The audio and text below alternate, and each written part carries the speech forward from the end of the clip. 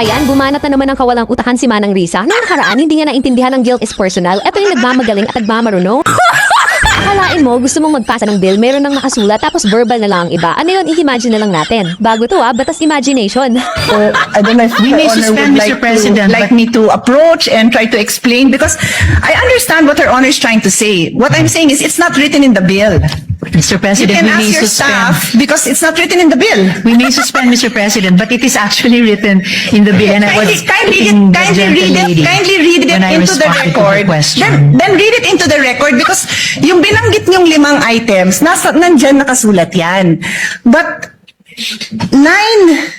927, Section 2, line 27 says, the promissory note shall be secured by any or a combination of the following. Yun nga kung binanggit nyo, nandyan yan. But it says a promissory note will be secured. My question was, paano mabubuhay ang mga ospital kung wala ng promissory note? Hindi nyo pwedeng ibato ito kasi ito sabi, the promissory note will be secured by the following.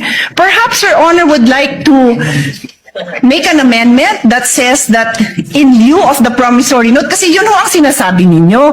Ang sinasabi ko, hindi nga ho nakasulat. So would you like to propose? Because we are happy to study and support.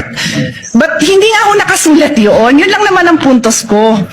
Hindi pwede kasi yung intention natin hindi klaro sa batas. So no problem with that, Mr. President. Tapos gusto mong maging presidente, anong gagawin mo sa bansa natin? Gawin mong index card. Buti na lang may mga magaling tayong lawyer. Maliban lang kay Matching.